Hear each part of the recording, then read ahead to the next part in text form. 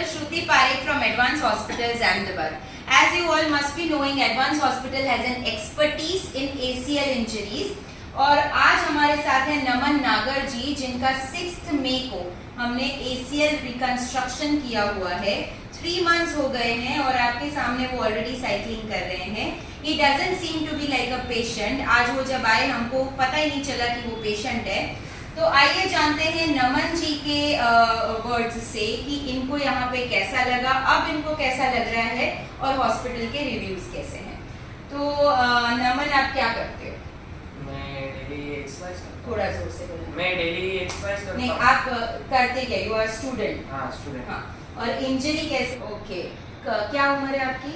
मेरी 16 में बाइक चला तो नहीं रहे थे ना?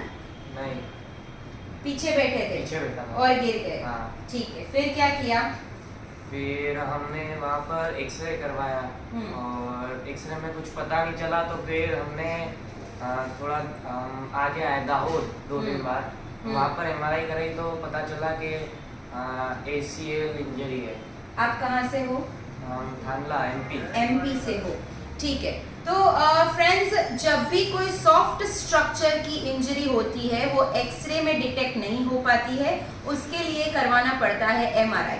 So whenever you have an injury किसी भी टाइप की, आपने घरेलू उपचार कर लिए, आपने एक्सरे करवा के देखा जो नॉर्मल आए, उसके बाद भी अगर आपको इंजरी ठीक नहीं हो रही है, अगर आपको चलने में लड़खड़ाहट हो रही है, आप स्टेयर्स चढ़ने में आपको अस्थिरता लग रही है, चलने में अस्थिरता लग रही है, स्पोर्ट्स खेलना या रनिंग जॉगिंग करना आपको एक नाइटमेयर जैसा लग रहा है, तो आपको एक MRI करवाना चाहिए, जिससे डिटेक्ट होगा कि एक्चुअली नी में कहाँ पे इंजरी है।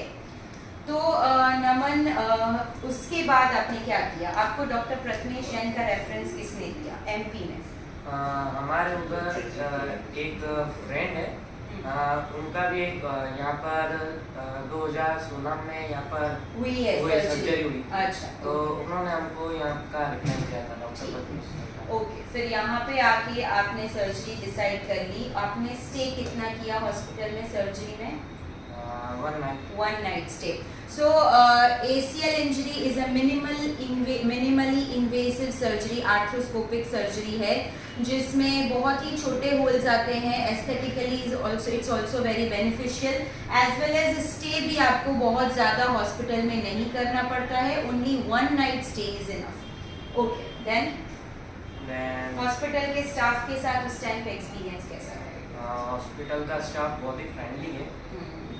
उन्होंने मेरे सारे डाउट्स क्लियर करे और मुझे बहुत सारी एडवाइसेस दी कि अब क्या करना है, क्या नहीं करना। उसके बाद आप MP चले गए और आपने वहाँ पे फिजियोथेरेपी की। हाँ।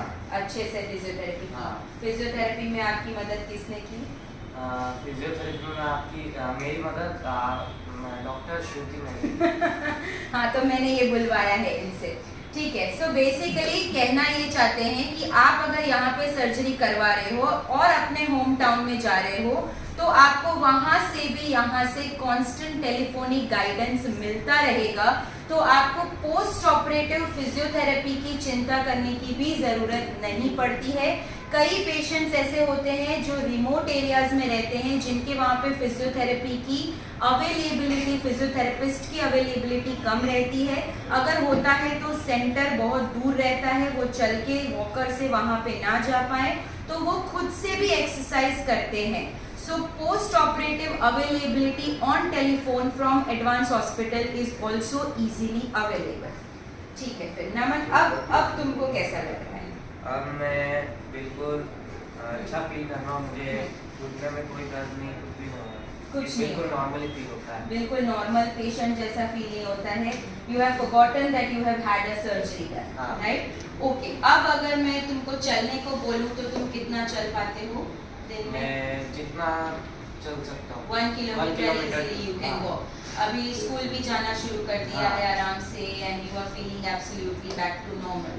Yes. ठीक है, okay. So Naman can also resume sports maybe in 1 to 2 months future में, और now he is almost all normal to be going to school to carry out his normal activities, cycling, walking, etc. खेलने में, school में खेलने में थोड़ा सा वक्त लगेगा, but he will be again absolutely normal. ACL injury की expertise, ACL surgery, Advanced Hospital has an expertise in these surgeries, and we hope to deliver these kind of services throughout our life. Thank you very much.